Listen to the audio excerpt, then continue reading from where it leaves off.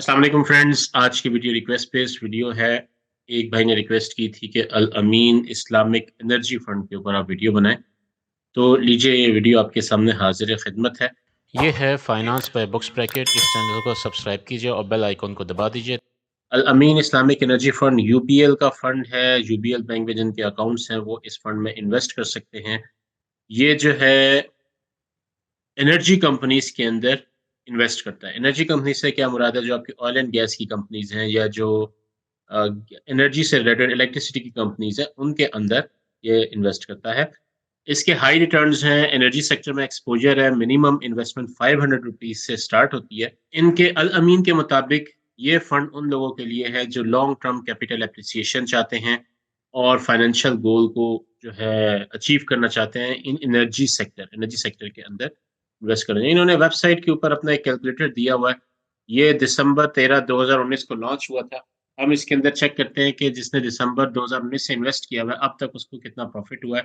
अगर किसी ने 23 दिसंबर 2019 को 5 लाख रुपए इन्वेस्ट किया होता तो आज 24 नवंबर 2023 को उसकी वैल्यू 673.259% हो चुकी होती। मतलब कि उसको टोटल 34% का जो है वो प्रॉफिट मिला होता। इसका मतलब ये है कि 2019 से लेकर 2023 तक, 2020, 21, 22, 23, 4 साल के अंदर उनको कितना प्रॉफिट मिला होता? ये तकरीबन 8 से 9% प्रॉफिट मिला होता। ये कुछ ज़्यादा नहीं है। इसकी मेन रीज़न ये है कि ये एनर्जी सेक्टर के अंदर इन्वेस्ट करता है, स्टॉक मार्केट के अंदर इन्वेस्ट करता है। तो स्टॉक मार्केट आपको पता है पिछले 5 सालों से बहुत डाउन थी। अभी रिसेंटली 2 महीने से जो है स्टॉक मार्केट ऊपर जाना शुरू हुई है, जिसकी वजह से इसके रिटर्न हाई हुए हैं, वरना इसने भी नेगेटिव के अंदर होना था। और ये 34% रिटर्न मैं आपको बताऊँ, ये ओनली लास्ट 2-3 मंथ का रिटर्न होगा। अब यहाँ पे देखिए, ये ग्राफ के अंदर शो हो रहा है। पहले इतना रिटर्न ये था 23 दिसंबर 2019 को मार्केट हाई थी। फिर उसके बाद 2020 में थोड़ी-सी ऊपर गई थी। अब जाके मार्केट जो है वो ऊपर जाना शुरू हुई है। हम आगे देखते हैं। ₹500 से आप इसके अंदर इन्वेस्ट कर सकते हैं। इन्वेस्टमेंट चार्जेज़ जो है फ्रंट एंड लोड 3% है, जो कि मेरे ख़्याल से ज़्यादा है। और हाई रिस्क जो है फंड है, क्योंकि ये स्टॉक मार्केट में इन्वेस्ट करता है। जिस दिन स्टॉक मार्केट डाउन होगी, एनर्जी सेक्टर डाउन होगा, उस दिन ये फंड भी नीचे जाएगा। तो आपकी जो अमाउंट है वो अप डाउन होती रहेगी। ये इनके उन्होंने फॉर्म्स दिए हुए हैं, यहाँ के ज़रिए आप इसके अंदर इन्वेस्ट कर सकते हैं। इसकी फंड मैनेजर रिपोर्ट को देखते हैं। इसकी जो इस ईयर की परफॉर्मेंस है, 29% इसने परफॉर्मेंस दी है। अक्टूबर में 10% इसने परफॉर्मेंस दी है। और सिंस इंसेप्शन जो है वो 3.91% इसकी जो है परफॉर्मेंस है। अब इसके अंदर एक्सपेंस रेशियो जो सबसे इम्पोर्टेंट है वो देखने वाली है। मंथ की एक्सपेंस रेशियो 5% रही है, और ईयर की एक्सपेंस रेशियो 4.82% रही है। और जनरल एक्सपेंस रेशियो जो है 12 मंथ की, वो 1.62% रही है। एक्सपेंस रेशियो मैं आपको दोबारा बता देता हूँ। एक्सपेंस रेशियो टोटल जो डिडक्शंस होती हैं पर ईयर, उनको कहा जाता है, जिसके अंदर आपका front end load, back and load, management fees सब कुछ मिला के एवरेज जो प्राइस बनती है उसको एक्सपेंस रेशियो कहा जाता है। एक्सपेंस रेशियो ही सबसे इंपॉर्टेंट होती है किसी म्यूचुअल फंड में, क्योंकि उससे आपको पता लगता है कि कितनी डिडक्शंस होंगी। ये इनकी सेक्टर एलोकेशन है। कैश में उन्होंने बहुत थोड़ा रखा हुआ, 0.1%। अक्टूबर में 1.32% था। इक्विटीज के अंदर 96%, जिसकी वजह से ये जो है इतना ज्यादा हाई रिस्क है।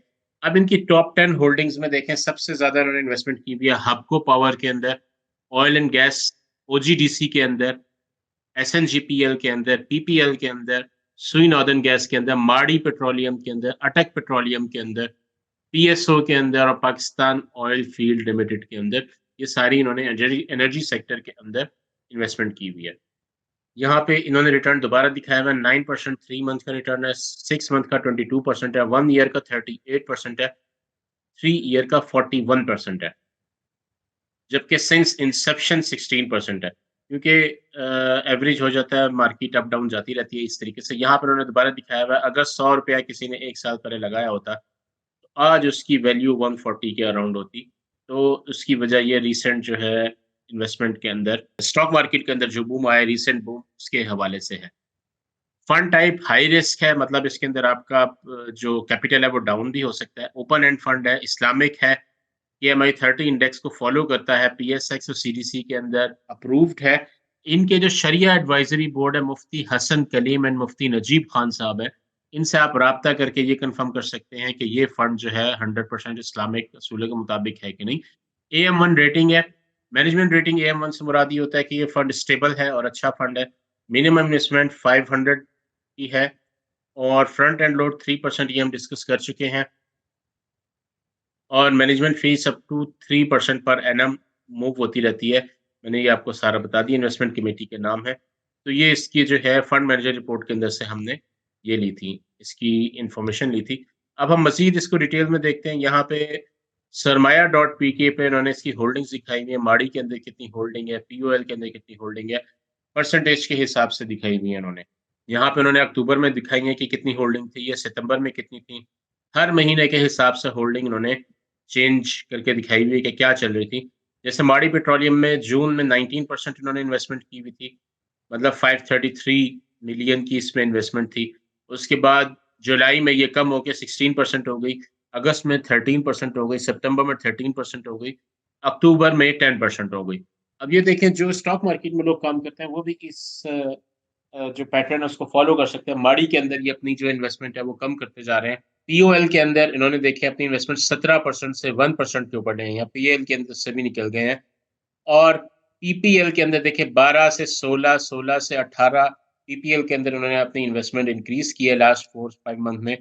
ओजीडीसी के अंदर इन्होंने अपनी इन्वेस्टमेंट इंक्रीज़ की है, हबको के अंदर इन्होंने अपनी इन्वेस्टमेंट इंक्रीज़ की है, पीएसओ के अंदर भी बढ़ाई है अपनी जो इन इन्वेस्टमेंट है। एपीएल के अंदर उन्होंने सबसे ज़्यादा जो है वो इन्वेस्टमेंट डाली है। एसएनजीपी के अंदर भी इन्होंने इंक्रीज़ की है। तो आप इसको देख के अपने जो स्टॉक्स हैं उनको फ़ॉलो कर सकते हैं। इसके पेआउट्स को देखते हैं, इन्होंने अब तक सिर्फ़ एक दफ़ा पेआउट दिया है, ये है 25 जून 2021 को इन्होंने जो पेआउट दिया था, उसके बाद इन्होंने पेआउट नहीं दिया, इनकी वैल्यू बढ़ती जा रही है। यहाँ पे आप इसका ग्राफ देखें, ये स्टार्ट हुआ था 85 से और ये ऊपर-नीचे एज़ पर स्टॉक मार्केट होता रहा है। यहाँ पे ये अगस्त में 96 पे गया है और आजकल जो है ये 131 के ऊपर जो है वो मूव हो रहा है। और अगर हम इसका 5 ईयर का देखें, वो भी इसी हिसाब से है कि हाईएस्ट बीच में ये जनवरी में 9 जनवरी को 105 पे था और अब ये 131 के ऊपर है। इस टाइम अपनी हाईएस्ट जो है उसके ऊपर है। इसका हम कंपैरिज़न देखते हैं दूसरे फंड से, थोड़ा-सा कंपैरिज़न देख लेते हैं। अगर कोई एनर्जी फंड देखें, हम मीज़ान का एनर्जी फंड अगर हम चेक करें, मीज़ान एनर्जी फंड यहाँ पे हम उसके साथ जो है मैच कर लें, तो मीज़ान एनर्जी फंड की नैव जो है इससे कम है, मतलब वो 45 का, ये 131 का है। जो मीज़ान एनर्जी फंड है उसने 701 मिलियन जो है इन्वेस्ट किया हुआ है। रिटर्न जो है मीज़ान के ज़्यादा हैं 6 मंथ के हवाले से, लेकिन 12 मंथ के हवाले से अल-अमीन के ज़्यादा हैं। 12 महीनों में इन्होंने ज़्यादा रिटर्न दिया है। टोटल एक्सपेंस रेशो जो अल-अमीन की है वो थोड़ी-सी ज़्यादा है और बाकी भी इसी तरीके से थोड़ी-सी इसके अंदर जो है वो प्राइस इनकी थोड़ी-सी हाई है। एक चीज़ इसमें रह गई है कि हमने इसको इंडेक्स के साथ मैच नहीं किया है। इंडेक्स के साथ देखें अगर हम इसको मैच करें, तो इसकी वैल्यू जो है ग्रीन वाला जो है ये फंड है, इंडेक्स के साथ ही ये चलता रहा है, थोड़ा ऊपर अप डाउन चलता जा रहा है इसी तरीके से। तो ये तकरीबन सेम है ये, क्योंकि ये जो सिर्फ़ 1 महीने का बताता है इसलिए आप इसके अंदर ज़्यादा जो है वो डाटा नहीं ले सकते। तो दोस्तों ये थी आज की वीडियो, उम्मीद है आपको पसंद आई होगी। अपने कमेंट से ज़रूर आगाह कीजिए। मेरे साथ बने रहने का शुक्रिया। अल्लाह हाफ़िज़।